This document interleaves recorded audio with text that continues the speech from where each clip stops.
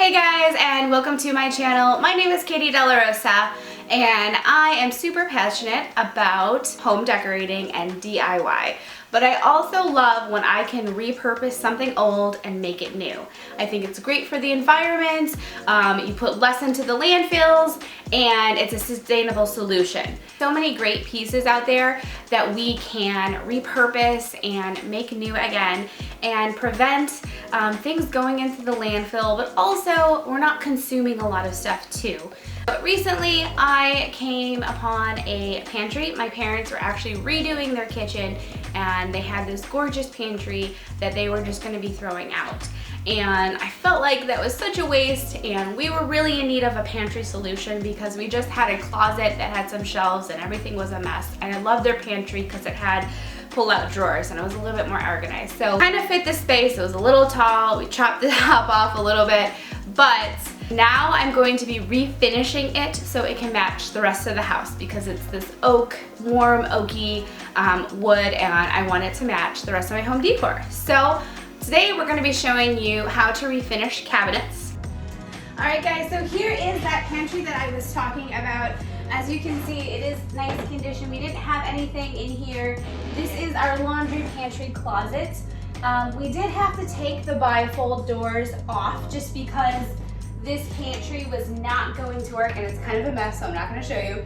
But this was not going to work with the bifolds. Even if we took these doors off, the rolling drawers were going to run into the bifold. So we're doing kind of an open concept here. A little controversial. Got mixed reviews when I asked you guys on Instagram, but it is what it is, and it doesn't bother me. I like the color of our washer and dryer, so you know it helps that these look nice. But we did have to just cut a little bit off of the top just to make it through that threshold over here. But my husband did a really great job of doing that, so you can't even tell, and these doors still open up nicely. So the first thing that we are going to be doing is we're going to be taking the doors off, and then we're going to be sanding down the wood. You can pretty much paint over or refinish anything that's a sandable surface. So the face of this pantry. I'm not going to use an electric sander because there's not too much to do here. I might use an electric sander on the doors themselves, but right now we're just going to use a regular sanding block to kind of scuff this up so we have something for our primer to adhere to when we go to put it on. I'm not going to take out this pantry just because there's a lot and I'm trying to do this quickly. And I'm only painting the outside, so we're not doing the insides. No reason to take it.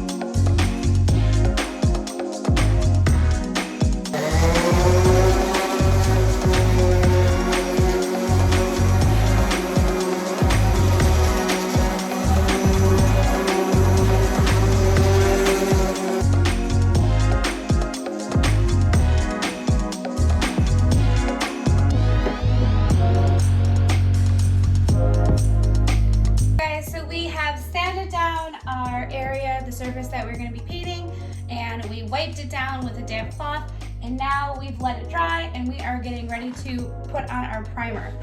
Like I mentioned, you can't really see it because we've already used this, but this is the Behr Kitchen and Trim and Cabinet Primer. We're also going to be using the Behr Kitchen and Trim and Cabinet Enamel when we go to do our finishing touches on this. I'm using a nylon brush, not a roller, just because there's some, I don't want to get my washer dryer dirty or paint on the wall. So a brush is going to be easiest for that. We're using Polar Bear White by Behr. It's the same color that we're painting the trim and my kitchen cabinets. So we're just going to prime the areas that we sanded down. I'm trying to be super careful because I didn't take out the pantry drawers or any of the food. Sorry if you have a great view of our unorganized pantry. But I just didn't want to waste the time, and I'm typically pretty clean with a paintbrush. I'm going to do a nice even coat. I'm going to do 2 coats of primer, and then I'm going to do 2 coats of the enamel to finish it off.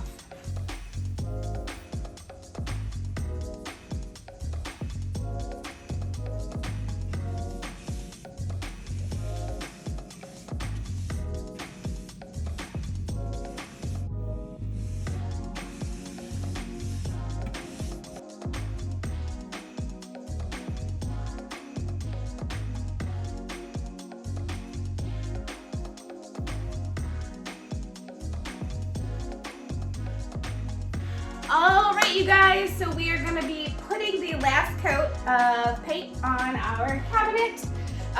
It is the second coat of the enamel. We did 2 coats of the primer, and then we're doing 2 coats of the enamel paint in Polar Bear by Behr.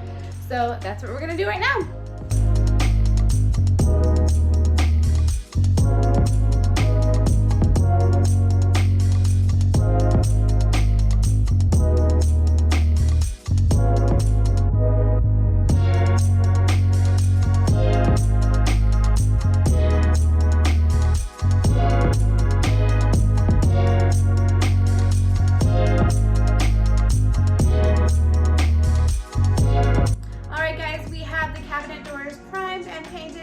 Ready to attach them and finish up this project.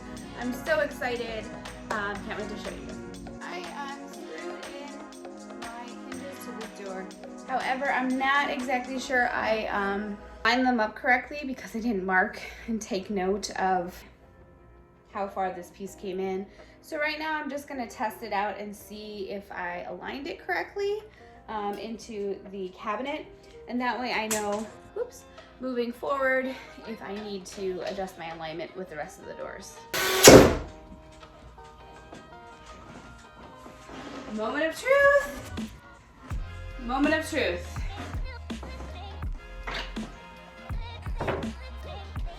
All right, it closed and it's not overlapping, so I'm happy with that. I just need to raise this door a little bit and we should be good to go. I'm so excited that it matched up. Oh my goodness. Woo! Anyway, just to give you guys an idea of what I was talking about here, I wanted to make sure that these matched up and they didn't overlap depending on how I put the hardware or the hinges in. And so this is exactly how they look. There's a little piece here and it looks pretty good. This is slightly off, so I need to raise this side a little bit, but then we should be good to go. So, soups. On the right door, when I screwed the hinges into the actual door, the hinge holes got a little bit too big and so they were wobbly, and I ended up having to just get bigger screws because at that point it didn't work. So the hinge ended up being wobbly and not staying to the wall because the holes were too big. I tried to putty it up with some wood putty, but that didn't work, so I ended up getting bigger screws. Hey guys, so 2 days later and a trip to Home Depot for some new screws, and I'm about to put the last cabinet door on to finish up this project. And here is the reveal. What do you guys think? Do you like the white color? I am super excited about this hallway. It turned out fantastic.